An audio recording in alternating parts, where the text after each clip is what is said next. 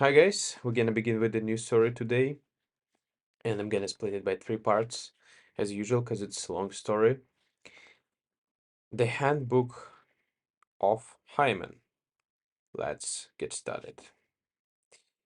This the option of myself, Sanders Pratt, who sets this down, and that educational system of the United States should be in the hands of whether Bureau, Bureau. I can give you a good reasons for it, and you can tell me why our college professors shouldn't be transferred to the meteorological department. Meteorological department. They have been learned to read, and they could very easily glance at the morning papers and then wire it to the main office what kind of weather to accept. But there's the other side of this proposition. I'm going I'm going on to tell you how the weather furnished me and Idaho Green with an elegant education. We was up in the Bitter Root Mountains over the Montana line, prospecting for gold. A chin-risked man in Walla Walla, carrying a line of hope and excess baggage, had grab-staked us. And there we was in the foothills pecking away, with enough grub on hand to last an army through a peace confidence.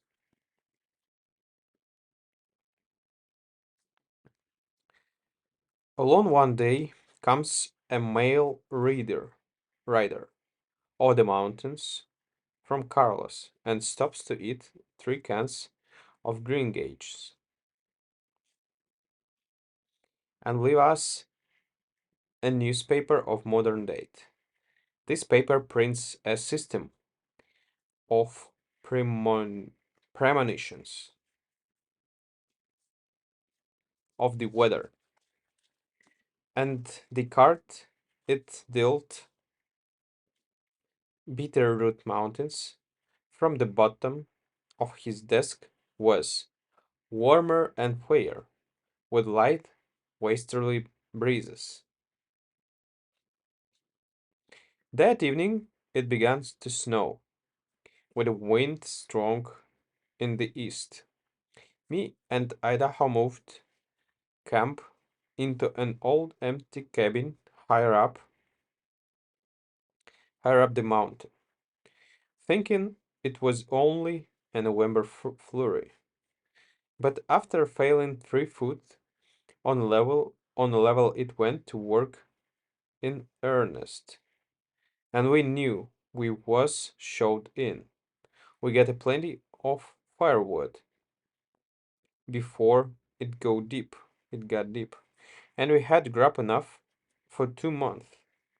So we let the elements rage and cut up all day, thought, thought, thought proper. They thought proper. If you want to instigate the art of mat manslaughter, just shut 2 men up in a 18 by 20-foot cabin for a month. Human nature won't stand it.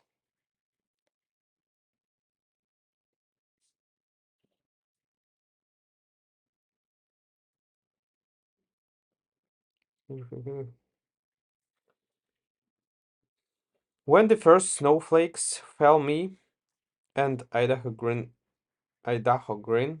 laughed at each other jokes and praised the stuff we turned out of a skillet and cold bread.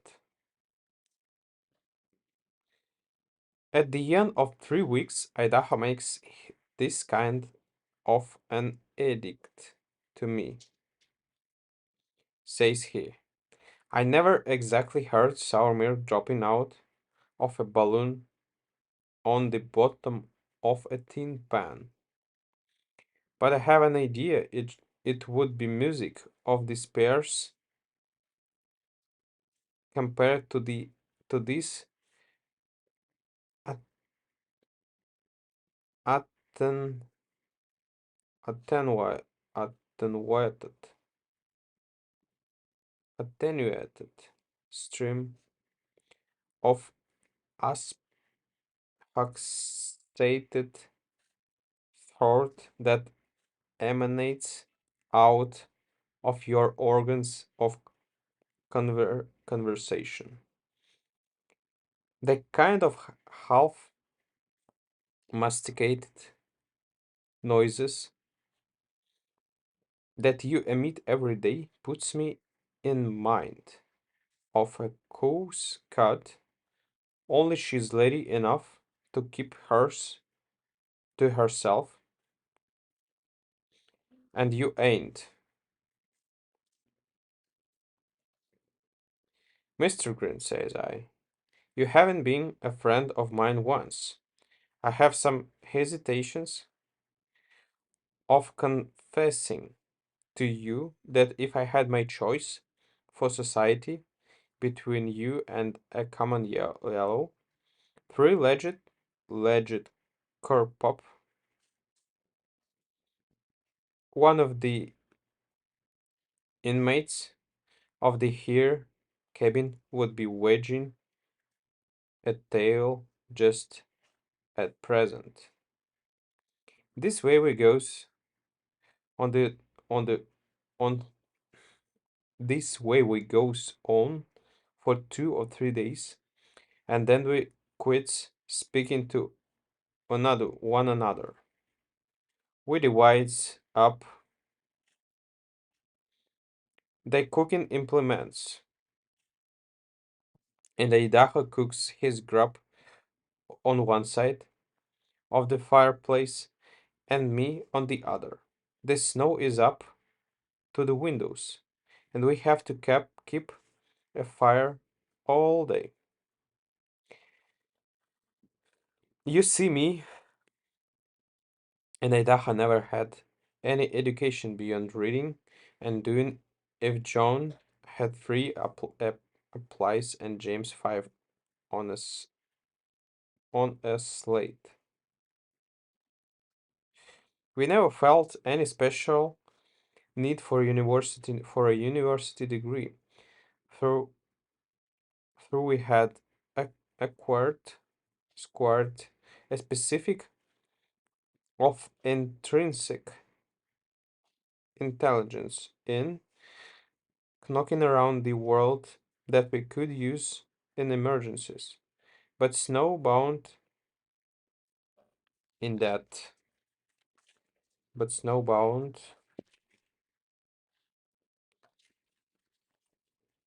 in that habit cabin in the bitter roads, we felt for the first time that if we had studied Homer of Greek and fractions and the higher branches of informations, we would have had some resources in the line of meditation and private thought. The West and I never noticed but what education was less of a drawback to them than you would think. Why, once over on Snake River, when Andrew McWilliams' saddle horse got the boats, he sent a buckboard 10 miles one for one, and these strangers that claimed to be a botanist. But that horse died. One morning, Idaho was poking around with a stick on the top of a little shelf that was too high to reach. Two books fell down to the floor. I started toward them, but caught Idaho's eye. He speaks for the first time in a week. Don't burn your fingers, says he. In spite of that fact, spite, don't burn your fingers. In spite of the fact that you're only fit to be the companion of a sleeping mud turtle, I'll give you a square deal. And that's more than your parents did when they turned you loose. In the world with this sociability sociability of a rattlesnake and the bedside manner of a frozen turnip. I'll pay you a game of 7 up, the winner to pick up his choice of the books, the loser to take the other. We played, and Idaho won.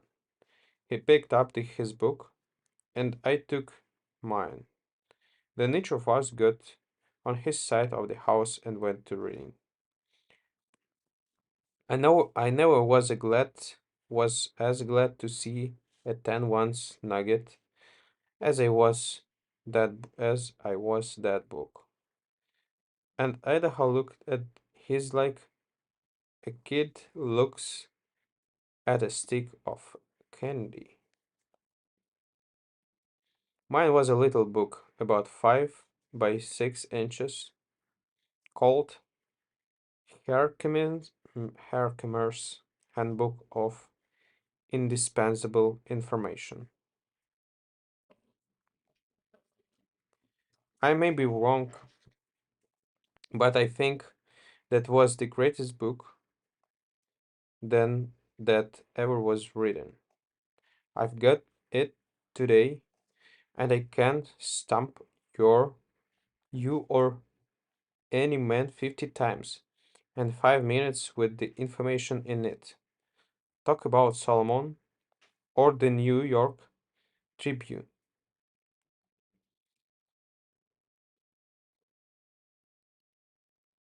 Herkimer had chases of both of them. That man must have put in 50 years and traveled a million miles to find out all that stuff. There was the population of all cities in it, and the way to tell a girl's age and the number of teeth a camel has. It told you the longest tunnel in the world, the number of the stars, how long how long it takes for chicken pox to break out, what a lady's neck of to measure, the weather powers of governors, the dates of the Roman aqueducts, how many pounds of rice going without three beers a day would buy, the average annual temperature of